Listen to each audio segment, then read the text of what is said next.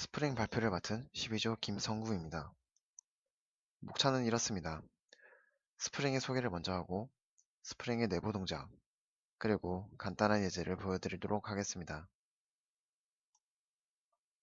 스프링은 IOC와 DI를 위한 컨테이너로 동작하며 애플리케이션의 개발의 전 영역에 걸친 다양한 기술에 관여하는 프레임워크로 잘 알려져 있습니다. 하지만 스프링은 단지 IOC, DI 프레임워크다 라고 말할 수는 없습니다.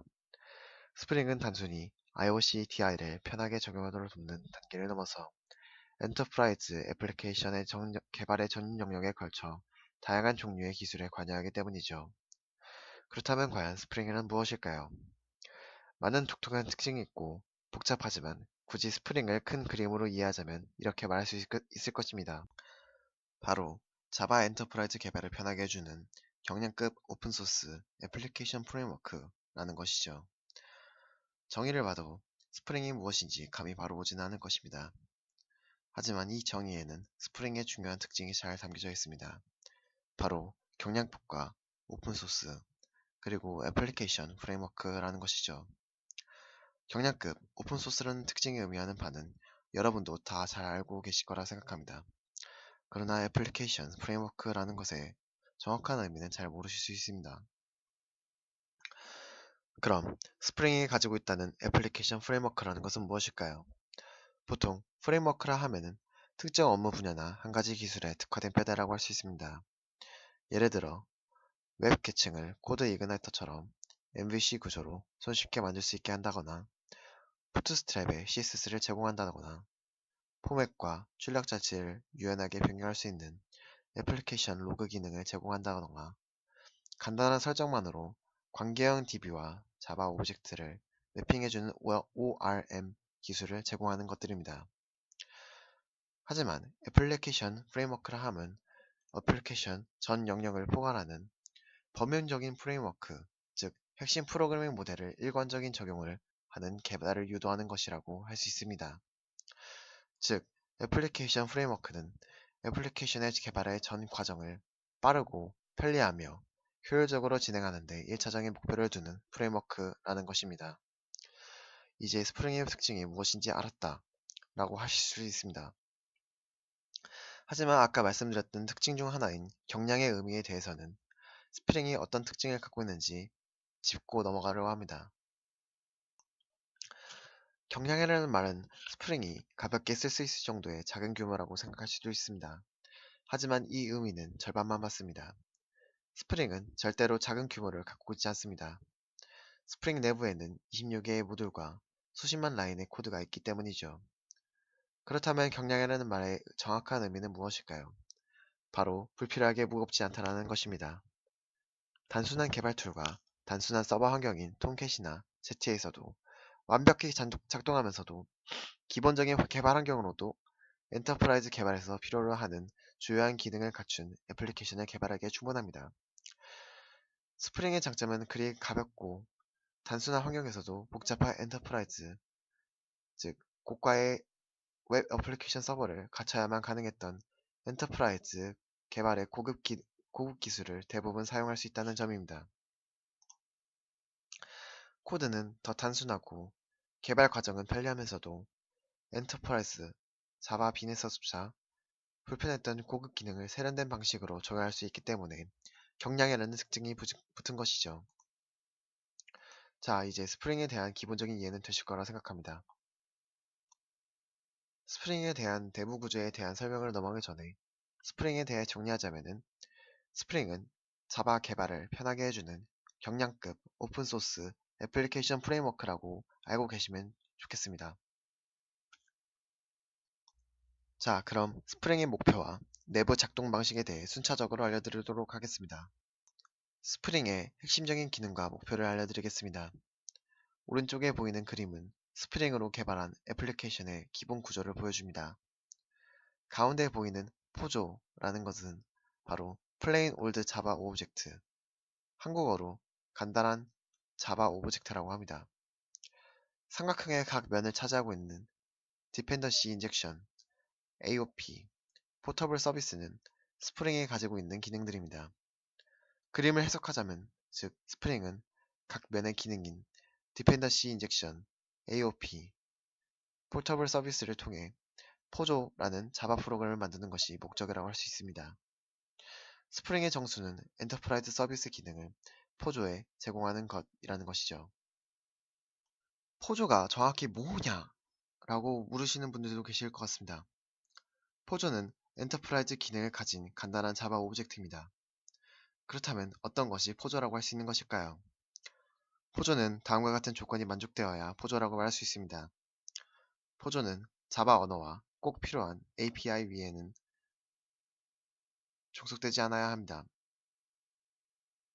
이 말이 의미하는 것은 특정 규약에 따라 만들게 하는 경우 대부분의 규약에서 제시하는 특정 클래스를 상속하도록 요구합니다. 이 예를 들자면은 특정한 인터페이스를 상속받은 경우를 들 수 있습니다. 이럴 경우 자바는 여러 가지를 상속받을 수 없는 단일 상속 제한 때문에 더 이상 객체 지향적인 설계가 불가능합니다. 즉, 자바 프로젝트의 가장 큰 이점인 객체 지향이라는 점을 잃어버리는 것이죠. 또한 특정 환경에 종속되면 안 됩니다. 이 말은 특정 서버나 프레임워크 안에서만 동작 가능한 코드의 경우를 말하는 겁니다. 예를 들어 나중에 웹 컨트롤러와 연결되어서 사용될 것이 뻔하다고 할지라도 직접적으로 웹이라는 환경으로 제한해버리는 오브젝트나 API에 의존해서는 안 됩니다. 그렇게 하면 웹 이외에 클라이언트가 나중에 사용하지 못하는 경우가 되기 때문이죠. 또 웹 서버에 올리지 않고 독립적으로 테스트하기도 어려워집니다. 이 외에도 많은 제약 조건이 있지만 포조라는 것은 바로 객체지향적인 원리에 충실하면서도 환경과 기술에 종속되지 않고 필요에 따라 재활용될 수 있는 방식으로 설계된 오브젝트라고 할 수 있는 것입니다. 이제 포조가 무엇인지 감은 잡히셨을 거라 생각합니다. 제가 이전에 스프링은 포조를 이용한 엔터프라이즈 애플리케이션 개발을 목적으로 하는 프레임워크라고 했습니다. 이는 스프링을 이용하면 포조 프로그램의 장점을 그대로 살려서 엔터프라이즈 애플리케이션의 핵심 로직, 즉 객체 지향적인 포조를 기반으로 깔끔하게 구현하고 동시에 엔터프라이즈 환경의 각종 서비스와 기술적인 필요로 포조 방식을 만들어진 코드에 적용할 수 있다 라는 거죠.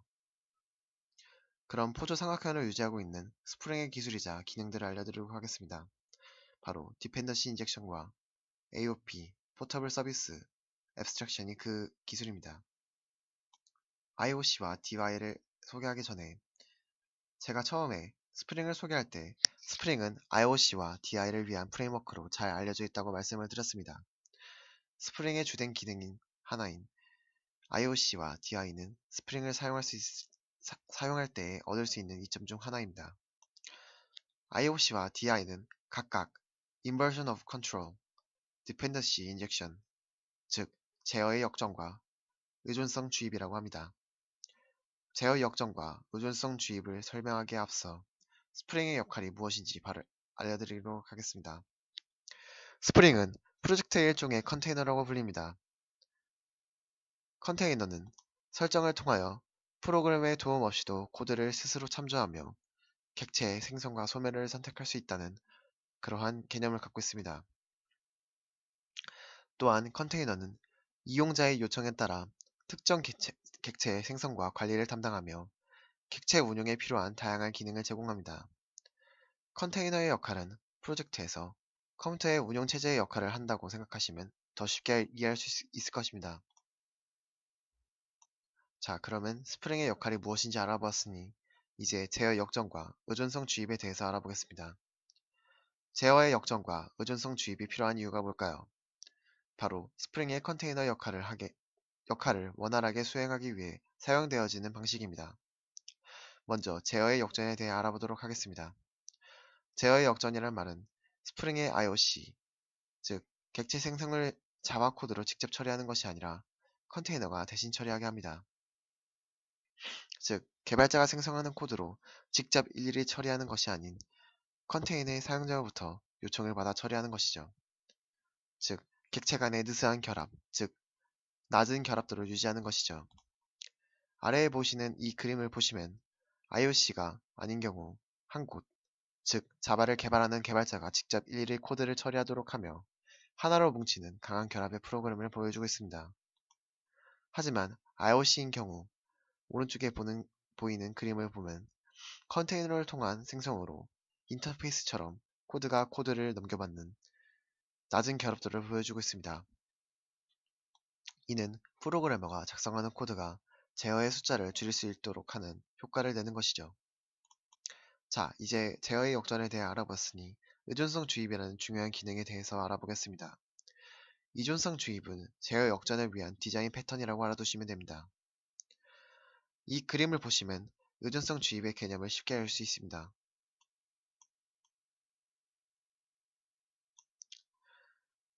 사용자가 현재 이 골프공을 치기 위해 골프채가 필요하다고 요청합니다. 그렇다면 이때 오른쪽에 보이는 물음표를 그리고 있는 사람을 보면 이것이 컨테이너라고 생각하시면 됩니다. 이때 컨테이너는 필요한 골프채가 무엇인지 판단하고 필요한 골프채인 푸터클럽을 제공합니다. 이것을 제공하는 것이 바로 의존성을 주입하는 과정이며 이 그림이 의미하는 것은 필요할 때만 컨테이너로부터 주입받아서 사용하는 과정을 보여주는 것이라고 할 수 있습니다. 이처럼 IOC와 DI를 통해 스프링의 핵심 기능을 구현하는 내부 동작을 알아보았습니다. 그렇다면 스프링에서 DI를 어떻게 사용할 수 있을까요? DI를 사용하는 방법은 크게 세 가지로 나뉘고 있습니다. 생성자를 이용하는 관계성 주입, 의존성을 입력받는 세터 함수를 만들고 이를 통해 의존성 주입, 초기화와 인터페이스를 이용해 실행 시에 이를 통해 의존성을 주입하는 방식입니다. 이렇듯 여러 방법으로 의존성을 주입할 수 있지만 우리가 스프링에서 사용하는 방식은 바로 두 번째인 세터 함수를 통한 의존성 주입입니다. 앞으로 제가 보여드릴 예제는 바로 이러한 스프링의 핵심 기술인 의존성 주입을 사용하는 방법에 대한 내용입니다. 마지막으로 예제로 들어가기에 앞서 나머지 기술들을 간단히 소개하고 예제를 보여드리려고 하겠습니다. AOP, Aspect Oriented Programming, 즉 관점 지향 프로그래밍이라 불리는 이 기술은 스프링의 객체 지향을 지원하기 위한 기술입니다. 또한 DI와 비슷하게 적용됩니다. 모든 모듈에 공통적으로 나타나는 부분을 제거하기 위한 프로그래밍 기술이라고 생각하시고 넘어가시면 될 것 같습니다. PSA, Portable Service Abstraction, 일관성이 있는 서비스 추상화라는 의미로 프로젝트에 같은 일을 하는 다수의 기술을 공통의 인터페이스로 제어하는 서비스를 의미하는 것이라고 생각하시면 되겠습니다. 자, 그럼 이제 예제를 넘어가겠습니다. 자, 이제 간단한 예제를 통해 제가 알려드렸던 제어의 역전과 의존성 주입을 스프링에서 어떠한 방식으로 사용하는지 보여드리도록 하겠습니다. 왼쪽에 보시는 그림은 보통 자바에서 객체를 사용하는 방법을 보여주고 있습니다. A 객체에서 B와 C를 사용하기 위해 B와 C에 의존합니다. A 객체에서 B와 C에 의존할 경우 보통 자바 프로젝트에서는 방법 1의 방법을 주로 사용해 왔습니다. A 객체 내부의 B와 C를 new 함수를 통해 생성하는 것이 일반적이죠. 하지만 스프링은 조금 더 색다른 방법을 채택하여 생성합니다. 방법 2를 보시면 알겠지만 객체 A에서 세터 함수를 통해 외부에서 B와 C를 A에 넣어주는 방식이라고 생각하는 것입니다. 바로 의존성을 주입하는 것이죠. 더 자세히 보도록 하겠습니다. 이 방법 2를 통해 보자면 다음의 그림의 해석을 통해 자세히 알 수 있습니다. 세터를 통해 B와 C를 외부에서 선언한다는 것은 IOC 컨테이너에서 부품화시켜서 이를 외부에서 의존성을 주입하는 것입니다. 보이는 것처럼 스프링은 개발자가 IOC 컨테이너를 사용하여 간편하게 생성하며 코드의 양을 줄이고 컨테이너가 스스로 의존성을 주입하는 역할을 합니다. 결국 스프링이라는 부품을 생성하고 조립하는 라이브러리, 집합체라고 할 수 있는 것입니다. 이곳을 보면 알 수 있지만 A 객체는 B와 C를 내부에서 종속을 의존성 받습니다. 종속이 아니라 의존성을 주입받습니다. 이 기술이 핵심이라고 할 수 있는 것이죠. 자, 그럼 간단한 자바 코드 상에서 어떻게 돌아가는지 더욱 자세히 보도록 하겠습니다. 이 코드는 간단한 계산기 코드입니다. calculation 자바와 메인 클래스 자바로 나누어져 있습니다. calculation 자바는 계산기의 코드로 덧셈, 뺄셈, 곱셈, 나눗셈의 기능을 가지고 있습니다.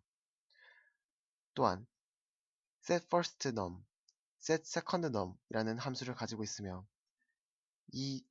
이 함수를 통해서 필드 변수인 first num과 second num의 int를 삽입할 수 있는 것이죠. 그리고 main.java는 calculation을 직접 new를 통해 생성하고 그 기능을 사용하는 방식으로 계산기를 구현하고 있습니다. 즉, 방법 1의 방법을 선택한 것이죠. 이것이 보통 사용하는 객체 지향적인 간단한 자바 프로그램 방식입니다. 객체가 객체를 의존하여 기능을 구현하는 것이죠. 하지만 이것은 스프링이 추구하는 방식이 아닙니다. 스프링에서는 조금 더 특별한 방법을 구사하는 방식을 택합니다.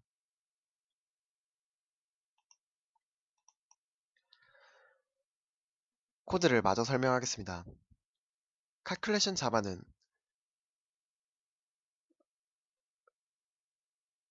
계산기의 기능을 갖고 있습니다.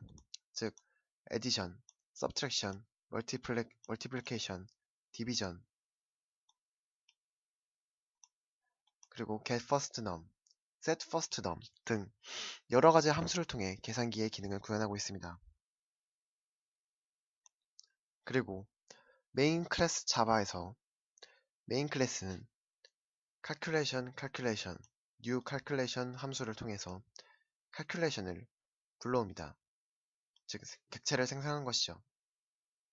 이를 통해 calculation의 함수들인 set first num, set second num을 불러오고 calculation addition, subtraction, 뺄셈, 덧셈, 나눗셈, 곱셈 등 이러한 기능을 사용할 수 있는 것이죠. 그렇다면 스프링에서는 어떤 방식을 채택하고 있는 것일까요? 스프링은 XML을 통한 개발을 허용합니다. XML을 통해 자유로운 방식으로 아까 보았던 의존성 주입을 매우 쉽게 사용할 수 있습니다. 이 코드를 설명하기에 앞서 저는 아까 보았던 코드를 3등분하였습니다. 바로 계산 부분만 하는 계산기, 계산하는 부분을 사용해서 보여주는 부분, 이 계산기를 전체를 사용하는 구문, 이 세 가지로 의존성 주입을 통한 패턴을 보여드리려고 합니다. 바로 이렇게 말이죠.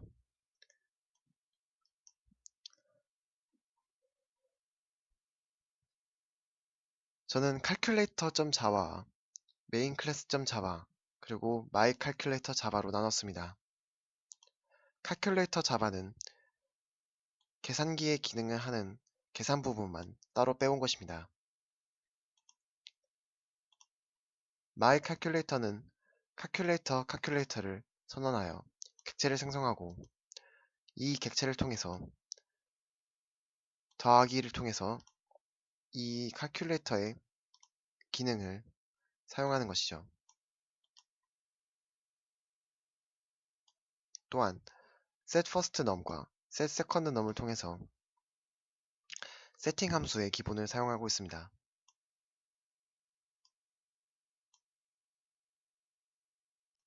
자, 그럼 이렇게 세 가지 부분을 나눈 것을 스프링에서는 어떻게 사용하는지 보여드리도록 하겠습니다. 이 코드는 바로 계산기 선언을 사용하는 구문을 XML 버전으로 바꾼 것이라고 생각하면 되겠습니다. 스프링에서는 bin이라는 개념을 사용합니다. bin은 자바에서 객체라고 생각하시면 됩니다. 그렇기 때문에 이 bin id calculator class com.java .ex calculator라는 것은 빈 id가 calculator인 객체를 생성한다고 생각하시면 됩니다. 즉, 이 코드에서는 빈 id가 calculator인 객체를 하나 생성하고 빈 id가 my calculator인 객체를 또 하나 생성했다고 생각하시면 됩니다. 즉, 두 개의 객체가 생성된 것이죠. 현재 calculator에는 계산 기능을 갖고 있습니다. 하지만 혼자서는 사용할 수 없죠. 그렇기에 myCalculator라는 것을 생성하여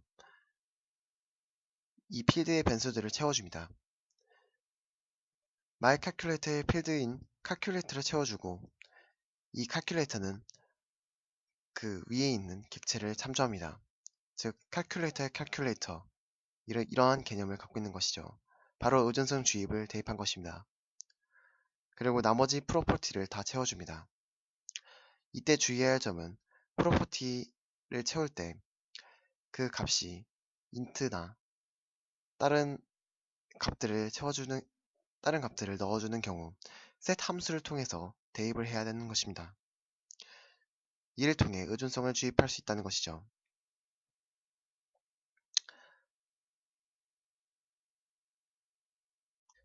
이 그림은 스프링 설정으로 바꾼 의존성 주입 부분을 보여주는 그림입니다. 보시면 알겠지만 myCalculator는 calculator를 참조하고 setter를 통해 XML의 프로퍼티 값을 채워놓을 수 있는 코드입니다. 오른쪽과 비교해보시면 알 수 있습니다. 즉, XML 부분이 자바의 부분인 setFirstNum, setSecondNum을 이용해서 프로퍼티를 채우고 있다는 것을 알 수 있는 것이죠.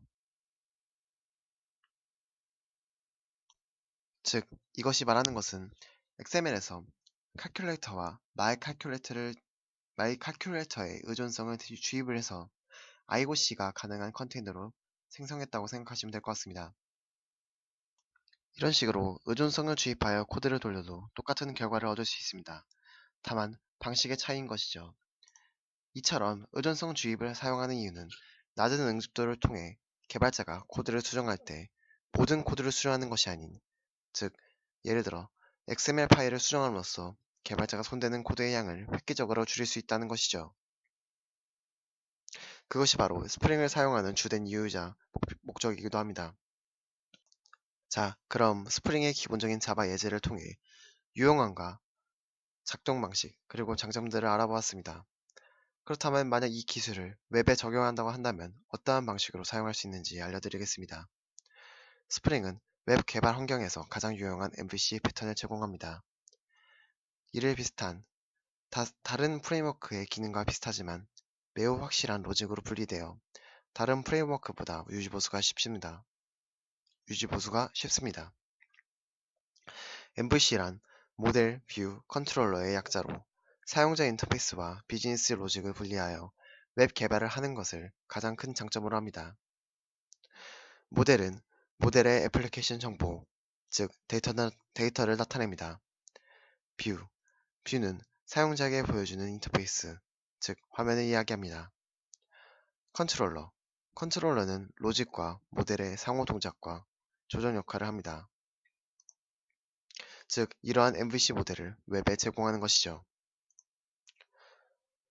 MVC 다음 구조와 같은 구조를 갖고 있습니다. 마치 골프할 때 도움을 주는 캐디처럼 웹 브라우저에서 컨트롤러 유저가 요청하면 컨트롤러에서는 모델로 구체화 작업을 하고 리소스에서 자원을 받아옵니다.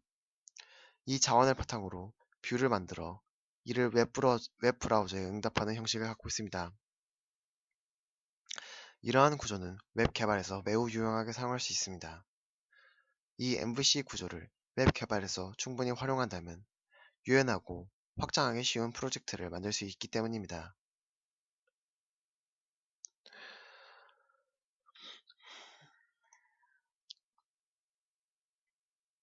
자, 그럼 이상으로 스프링의 유용한 기능인 MVC 패턴에 대해서 알아보았습니다.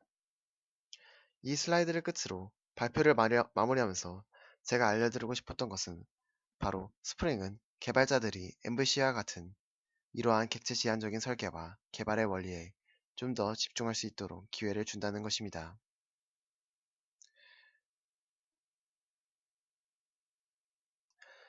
이는 자바의 근본인 객체지향적인 원리에 충실하게 개발할 수 있으며 환경과 규약에 의존적이지 않는 포조를 이용한 애플리케이션 개발은 엔터프라이즈 시스템 개발의 복잡함이 주는 많은 문제들을 해결할 수 있습니다.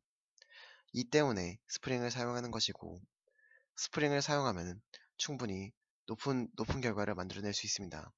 이 때문에 아마 회사에서도 사회에 나가서도 아마 유용하게 쓸 수 있는 그러한 프레임워크가 될 것이라고 생각합니다. 네, 이상으로 발표를 마치겠습니다. 감사합니다.